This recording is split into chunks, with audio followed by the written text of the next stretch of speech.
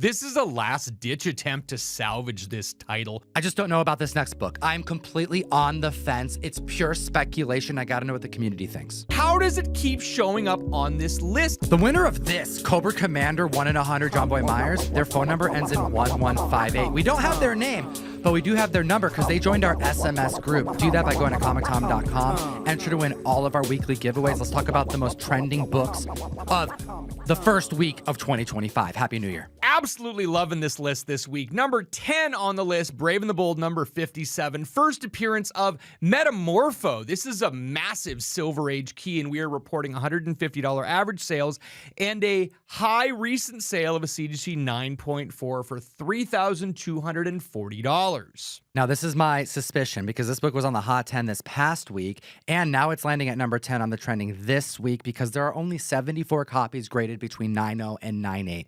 People saw Metamorpho, a glimpse of him in the trailer for Superman, and they're buying what they can get.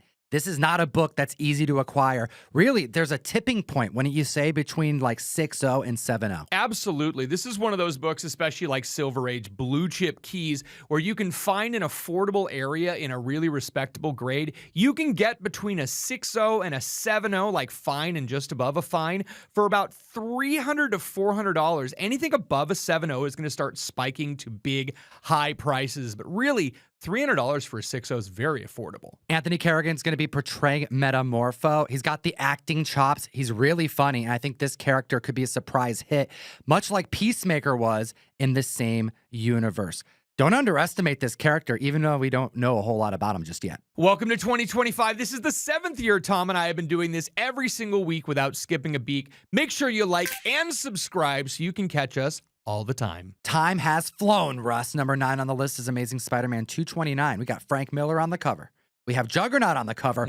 We have a fallen Madam Web on the cover. This is hitting $20 average sales, a recent 9.8 in November for $250. The heights this book reached last year was 420. A lot of Frank Miller signings. I think that's probably why that book has spiked in that grade over the last 12 months. However, the book is averaging closer to $250, and it has to be spiking now in interest because we have Sidorak, Doctor Doom, and Spider-Man. And Spider-Man joining Doctor Doom and becoming Spider-Juggernaut soon. 8 Deaths of Spider-Man sounds interesting, but we have lost too many readers from this title that I don't think a magical juggernaut suit that kind of looks like Hulkbuster that Spider-Man wears around that Doctor Doom gave to him is going to salvage this title. Number 8 on the list is Supergirl Woman of Tomorrow, number 1. This is seeing $30 average sales, $170 for a CGC 9.8 as of November of this past year. This hasn't been on the trending list since September of last year when we got James Gunn posting about this comic book, saying that it's going to be used as source material for the Supergirl movie. Well, since then, we've only gotten an increase of 18 copies added to the census, 16 of which are graded at a 9.8, probably because this book came out just in 2021. And this last week, over the last few days, in fact, we got an announcement from James Gunn that Lobo is going to be featured in Supergirl, portrayed by Jason Momoa. Long overdue Spec. We were entering 2024 with Omega Men 3 as one of the hottest books in the world, and it took 12 months for that news to drop. And that right there should teach you something about the spec market and how long it may take and how many books could be a slow burn to really take off. More Lobo forthcoming on this list, and this is an incredible Tom King run. If you don't buy the single issues, go grab the graphic novel. Do yourself a favor. And this is the first appearance of Krem, who's going to be in the movie, portrayed by Matthias Schoenaerts. Probably going to be a come-and-go villain. So not really specking on this book for that purpose. This movie would have to be a mega banger, and this villain would have to be incredibly memorable for it to propel to new heights like Thanos would. So really the investment is because it is the source material. I'm not a big fan of specking on source material. It is going to be kind of like the movie, but how many comic books have we seen come and go on the list because of name recognition alone. Well, we know that James Gunn does this specifically. Even Guardians of the Galaxy had like 5 or 6 different comic books that he threw parts together for. The Peacemaker TV series, same thing. A bunch of different things that kind of made a great amalgam. But don't go too heavily on one specific book because most likely that's not going to be the big one you have to care about. I just don't know about this next book. I'm completely on the fence. It's pure speculation. I got to know what the community thinks. Number 7 on the list is Friendly Neighborhood Spider-Man, number 1. The prequel that just came out. It's $5 averages. You may have this in your back issue bin right now because you picked it up at your LCS recently. It's the prequel to the show that's debuting on Disney Plus at the end of January. I had a lot more buzz about this book before the showrunner came out and said it's not going to be canon and it's not going to be tied to anything in the MCU. So at this point in time, the importance of this book is actually a little less. If you like the show, great. Go pick it up. You'll have a little bit more to the story, but this is not something to go crazy on because these characters are going to show up in the movie universe. Now, that's one take, and I want to hear everyone's thoughts about this because this is the same producers behind X-Men 97. X-Men 97 also isn't within the greater 616 continuity, and how many books have spiked up, became hyper valuable just because they were used as source material, but because it was done so well in animation, one of the best animation shows of last year, mind you, now they're hyper wanted. Think of how much Gambit spiked up beyond Deadpool Wolverine just because of this show. Wolverine's adamantium being stripped from his bones. I mean, this comic book has this weird opportunity that if it takes off, it may not matter if it's actually part of ongoing 616 continuity. Regardless of what your opinion is, it's very clear that the animation is driving a whole lot of the market. You do have cover A to spec on, but you also have a blue variant of said cover. It's the second printing. You have an In-Hyuk Lee variant to consider. You have an Amazing Fantasy homage animation variant to consider, and they made a 1 in 25 of that same cover with speech bubbles. The odds seemingly are low that this is going to spike up, or on the other end, it's super low risk. And let me remind you about X-Men 97 number 1 that just came out last year, a prequel that was one of the hottest books of 2024. Hell, what is X-Men Adventures number 1 doing? The first appearance. Could this be that same type of key opportunity happening for Spider-Man as a title? For 2025, you should treat yourself by subscribing to the Mystery Mail Call, support the show, and get awesome books at the same time. John Boy Myers Magic number 1 going out in every single box. I have another exclusive, but I'm going to announce that on a later day. 2 to 3 other back issues at random. We throw keys in there, signed books, remarks, and prints as well.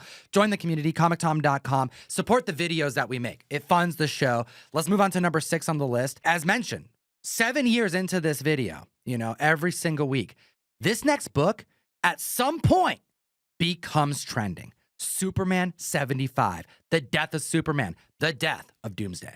This book has an almost 2 million print run. How does everybody not already have 10 copies of this book? How does it keep showing up on this list? I have a hypothesis, Russ. I think that number is true. 2 million. All collectors have at least 1 copy. But when new people get into comic books, this now opens up an opportunity as a must-have. And there's another one and another one. There's always going to be attrition in comics. And with the attrition, we have the follow-up of new collectors wanting to buy new comic books. It's very, very cyclical. And yeah, we're seeing a lot of people come back after not collecting for 30 years because they finally went through the collection in their closet. But I'm just shocked that this book, again, perpetually relevant, Death of Superman, right? Death of Doomsday. We know this is a major, major key, especially from my childhood. But yeah, blows my mind how this book shows up on the list and everyone doesn't already have a copy. $15 average sales, that makes sense to me. But $120 for a 9.8. I think that just proves that print count doesn't really matter if there's enough people who are after it. Also, every year, there's something that happens with Doomsday. Like there is, whether it's in the comics. Right now, we got Joshua Williamson doing Doomsday stuff. Lois and Clark ended their series with Doomsday stuff. And if you go back in time, every year throughout our show, there has been something monumental happening that we then point to this comic book and say, yeah, everyone's going to own this book eventually. I am shocked. I knew this would be a DC heavy list, but this heavy? No way.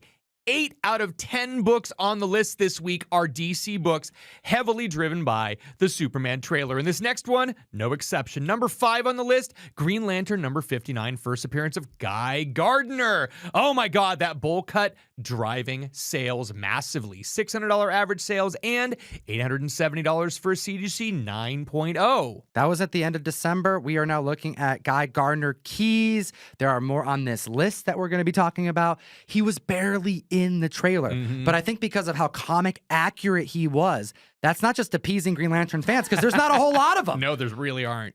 But Sorry, Ryan. But there's a lot of Nathan Fillion fans. Yes, there absolutely are. And I think a lot of the people who are Nathan Fillion fans, like Firefly, like Castle, they are going to actually go and see this movie. It's an interesting cross-section that aren't DC readers that will still go to see this movie because they want to see Nathan Fillion yuck it up. You see Nathan Fillion, he's got the bowl cut. He looks like a douche. He looks like a prick. And he uses that Green Lantern ring. And it's so cool that we're going to be starting off Superman with multiple characters that we have been for a long time just hoping to see utilized at some point over a decade, all happening in one movie that's coming out this year. Similar to this next book on the list, Adventure Comics 210, the first appearance of Crypto. Just kidding. We're actually talking about a book that came out in 2008, Superman 680 at the list at number 4, because we have Crypto drawn impeccably on the cover by Alex Ross.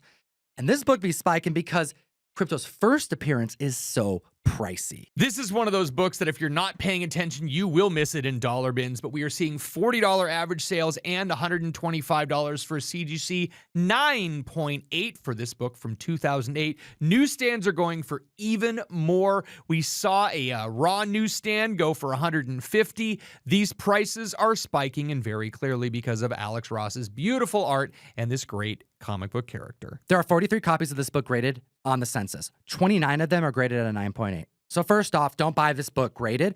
Pick it up raw, grade it yourself, go for that newsstand. There's going to be more coming, is my point. Another thing to consider is, unlike Marvel, DC's history is way older than Marvel's, which means that their characters debuted in comics that are super old. Golden Age, early Silver Age. They're typically really tough books. They're very expensive is what I'm saying, which leads to more opportunity for speculation. You can find other books that people go, I can't get the first appearance because it's too pricey, so I'll buy something else. This book just joined that list. Number 3 on the list is a very transitional book, and you'll see why I mean a little bit later. This one, Justice League International number 18, features Lobo and Guy Gardner on the cover.